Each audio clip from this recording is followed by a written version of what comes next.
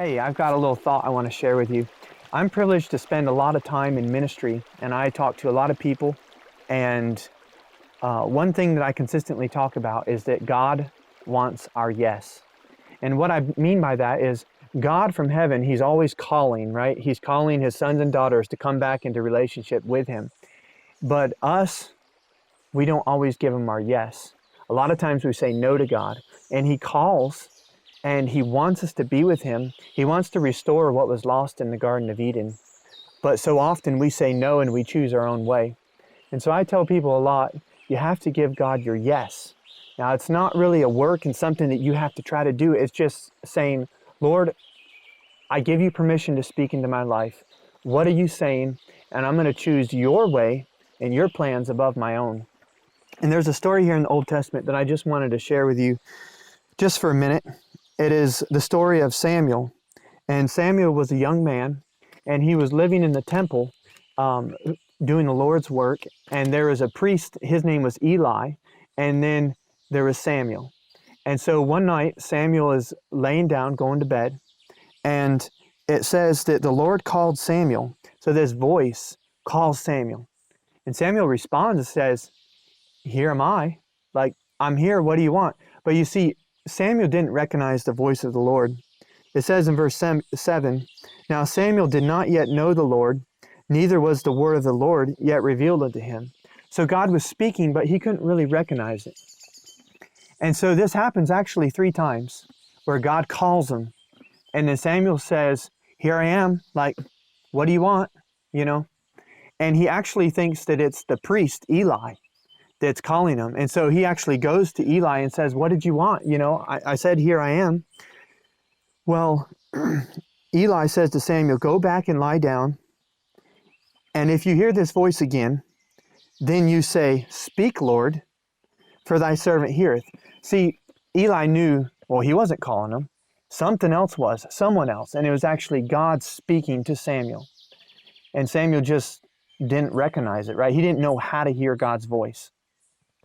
And so Eli gave him really wise advice. He said, when this voice comes and it calls you, then you say to God, "Speak, for your servant hears." And so Samuel goes back and he lies down again. And the Lord came and stood and called as at other times, "Samuel, Samuel."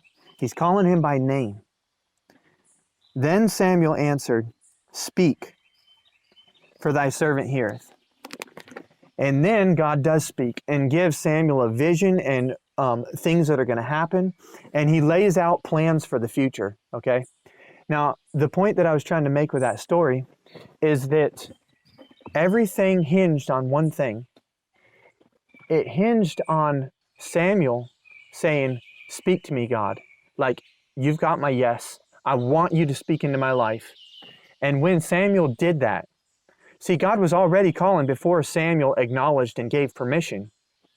But once Samuel gave permission to God, then it was like the door flings wide open and God starts speaking into his life and God reveals his plans. You know, I have another illustration that I tell people. I say, you need to give the pen to God and let him write your story.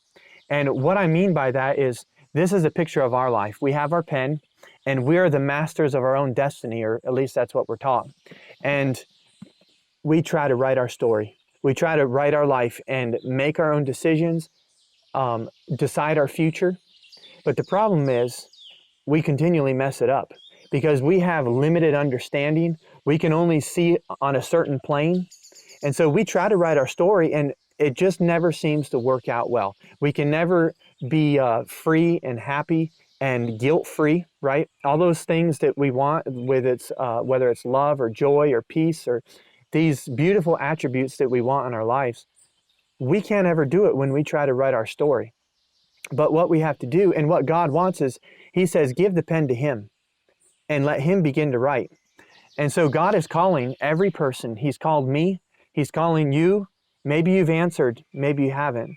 But he's calling your name and he's saying, will you come to me? Will you listen to me? I have beautiful plans for your life. I have plans to prosper you. I have plans to put a new heart inside you. Plans to put my spirit inside you. put a well of water inside you that springs up into everlasting life.